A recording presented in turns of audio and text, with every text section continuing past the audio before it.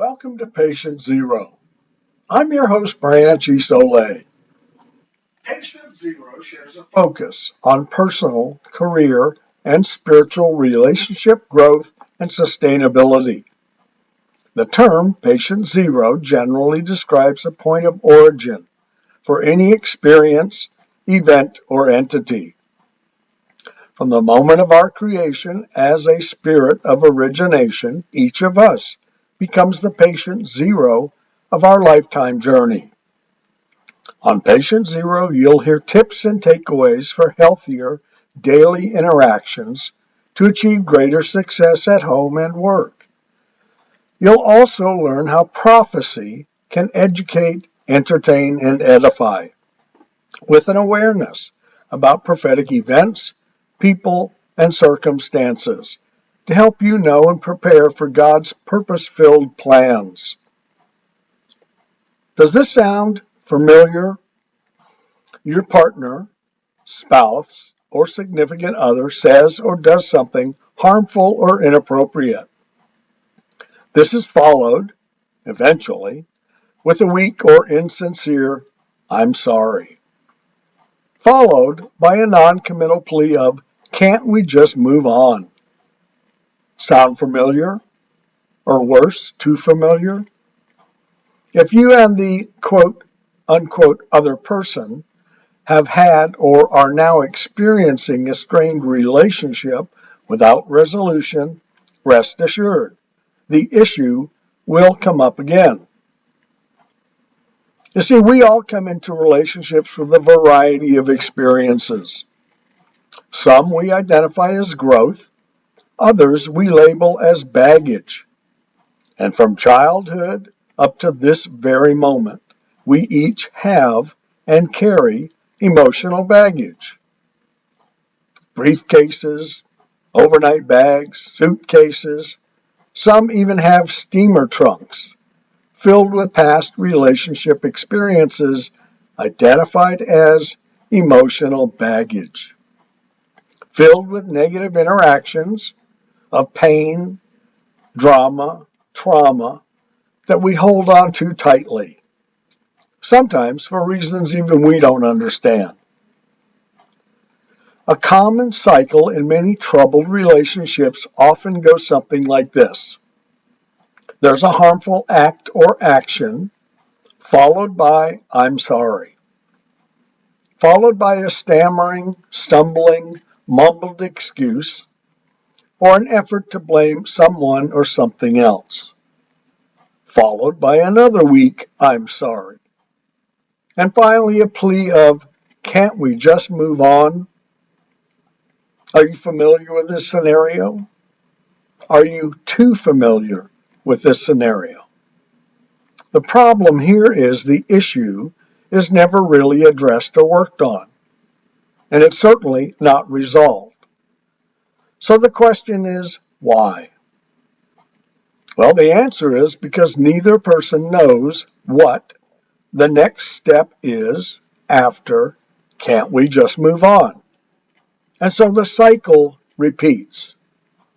There's no plan, there's no repair, there's no taking responsibility.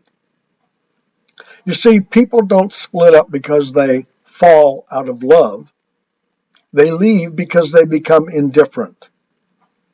And every negative relationship cycle has us attempting to move forward in continual states of uncomfortableness, or even worse, comfortable misery. In many relationships, there's often little or no real desire to change. But again, why? Well, the simple reason is neither person knows what the next step is after, "Can't we just move on?" In a world of relationship reality, what does moving on actually look like? What does moving on really mean? Waiting for the other shoe to drop again? Starting the cycle over again? Many couples, many partners find it easier to make excuses or to blame someone or something else instead of finding a solution that works. If you want to change your life and your relationships, here's your chance. Today on Patient Zero. When a relationship is struggling, why do we respond in the ways that we do? Why? Well, for most of us, it's the response we know because it's the response we grew up with. It's in the actions we saw as children. You see, our relationship actions and examples were the adults in our lives as children. As we grew, we learned from their words, from their actions, from their examples. And from childhood to teenager to adult, we learn what behavior under stress looks like by what we observe. Now I'm an adult. How do I act? How do I react? Well, what did I witness as a child? What did I see play out as a teenager? Now, this is not to accuse anyone's parents. It's a simple fact. We and our parents and our grandparents learned their core relationship values and behaviors through the words and actions of those that we and they grew up watching and listening to, those we looked up to, those we watched as our examples of how to respond under stress. It's their actions that we now imitate. It's generational behavior models that we know and emulate. As our parents, children, and coworkers all are in the same situation. Why? The fact is, most disagreeing or fighting families never have a plan. They never have steps to use after. Can't we just move on? And so the cycle continues. Time after time, family after family, generation after generation. And for us, relationship after relationship. And today, when we seek help from friends or concerned family members, what's the common response we're told? Get professional help, right? And what's the first thing we mumble when we're in counseling? What? We don't know how to communicate. Have you heard this? Have you said this? Well, here's a fact. Those who want to repair, those who want to reconcile, those who want to rebuild their relationship start at the beginning. You see, mental health and relationship studies show that the top 3 issues in troubled relationships revolve around money, children, or sex. And the first element in a troubled relationship that must be addressed is identification of the harm, meaning what act or action caused the pain and why. To repair a damaged relationship, it's first necessary to recognize and understand there are 3 levels of pain in every troubled event. Now notice, I said event, not relationship. Every harmful event has 3 pain levels that must be acknowledged and addressed. The first is the manifested act or action, when one person says or does something harmful to another. Whatever that act or action may be, if it harms, it's destructive to the relationship. So the first level of pain is associated with the act.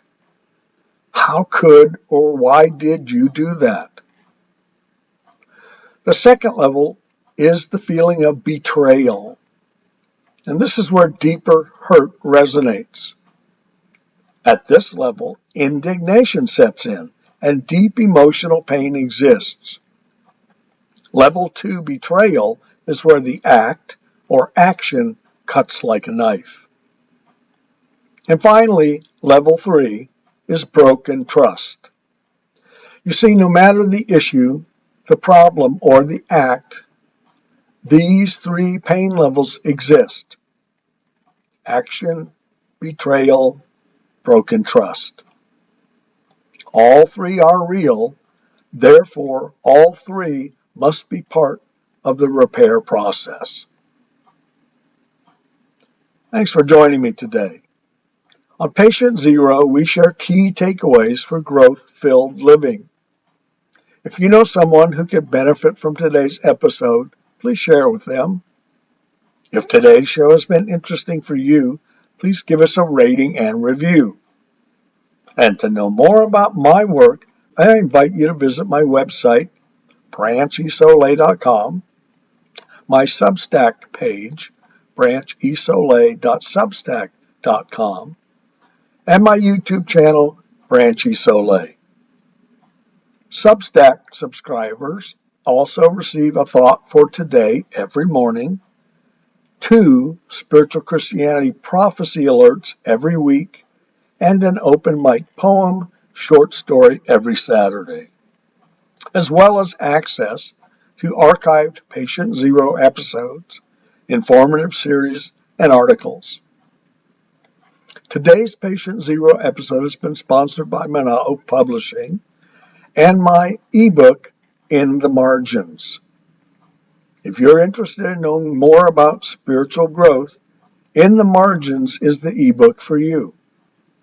It's available at our website, branchisole.com, as well as Amazon and any bookseller by order. At the website, you'll also find my other books, ebooks, and gift merchandise. Join me next Wednesday, 8:30 p.m. Eastern Time, right here at branchisole.substack.com, when we discuss spiritual essence, what it is, how to recognize it, and what to do with it. Until then, keep growing and be in the world, not of the world.